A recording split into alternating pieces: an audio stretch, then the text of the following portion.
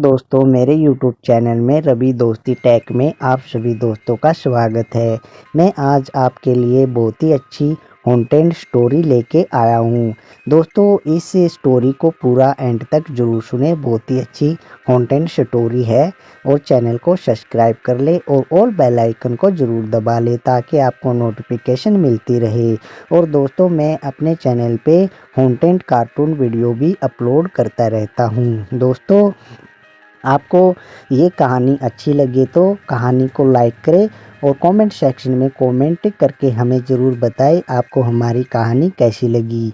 तो दोस्तों, आपके सब्सक्राइब से, आपके लाइक से और आपके कमेंट से हमें मोटिवेशन मिलता है। दोस्तों, आपके भी साथ कोई घटना से रिलेटेड कोई कहानी है तो हमें ईमेल आईडी पे ईमेल कर सकते हैं। आपकी कहानी मैं अपनी आवाज़ में अपने चैनल पे अपलोड कर दूंगा। तो दोस्तों, चलिए कहानी करते हैं शुरू। दोस्तों, ये कहानी 1952-53 के ज़माने की घटना है।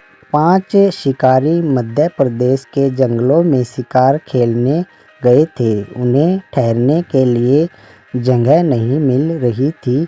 डाक बंगला खाली नहीं था। केयर टेकर ने बताया कि जंगल के अंदर एक पुराना डाक बंगला है जो खंडर जैसा हो चुका है। पानी की व्यवस्था भी है। अगर चाहे तो उसे साफ सुथरा कर ठहर सकते हैं। उनके पास कोई विकल्प नहीं था। अंधेरा हो चुका था, इसलिए वह पुराने डाक बंगला में पहुँचे। एक कमरे को साफ सुथरा किया और ज़मीन पर ही बिस्तर बिछा लिया।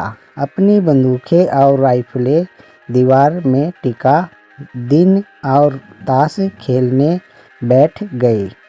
देर रात को साथ लाए भोजन को ग्रहण कर सो गए। उनमें से एक जे.एन. सही को नींद नहीं आ रही थी। उसने सिगरेट जलाई और उसके कश लेने लगा।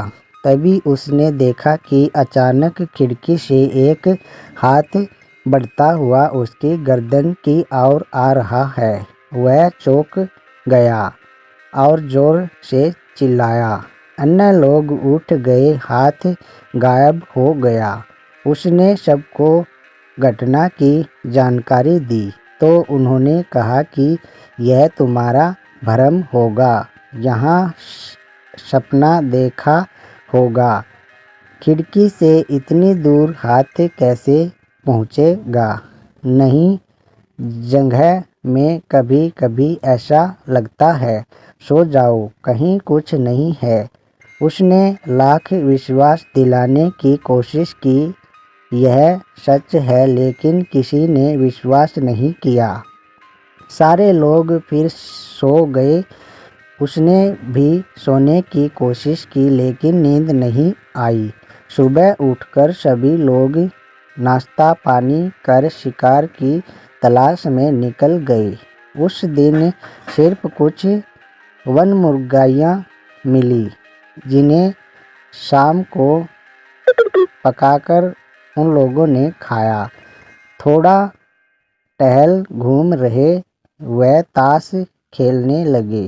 तभी पायल की आवाज़ आई, जैसे कोई दौड़ता हुआ जा रहा हो।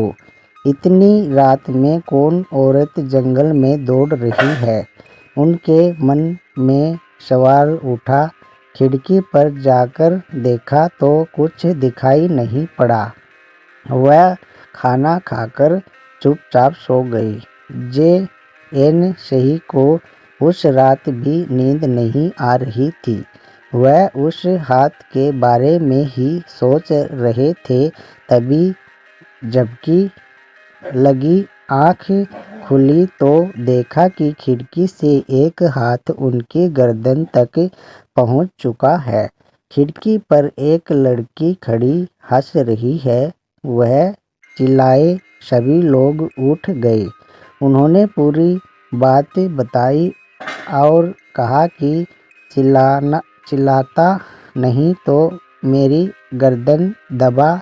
सभी लोग खिड़की के पास गए तो जंगल की और एक लड़की जाती हुई दिखाई पड़ी।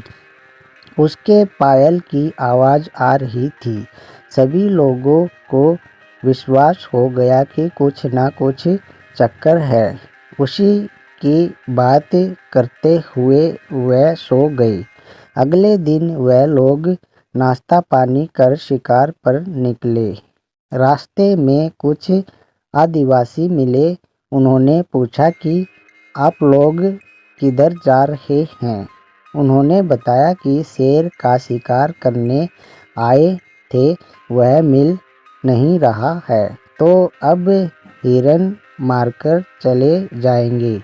आदिवासियों ने पूछा कि ठहरे कहाँ है। उन्होंने बताया कि पुराने डाक बंगले में। आदिवासियों ने चौंक कर पूछा कि कब से ठहरे हैं। उन्होंने बताया कि 2 दिनों से।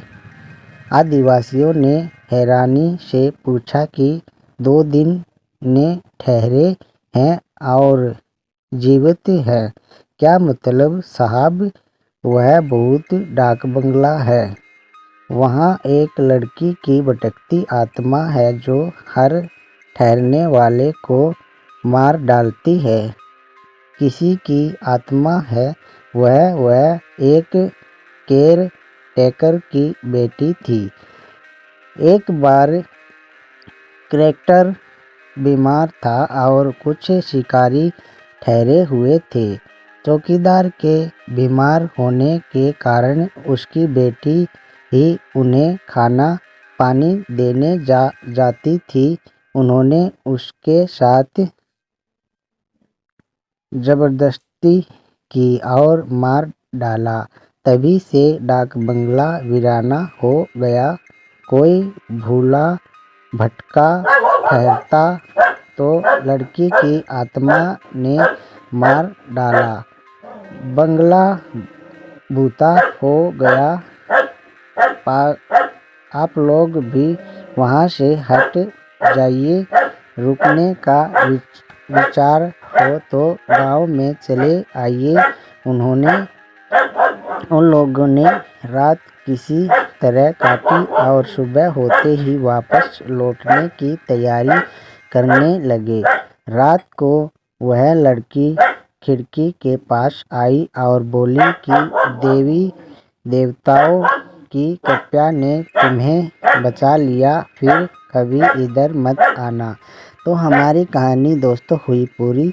हमारी कहानी अच्छी लगी तो लाइक ज़रूर करें और कमेंट सेक्शन में कमेंट करके हमें ज़रूर बताएं आपको हमारी कहानी कैसी लगी। और ऐसी अच्छी कहानी सुनने के लिए हमारे चैनल को सब्सक्राइब ज़रूर करें और ऑल बेल आइकन को प्रेस ज़रूर कर लें।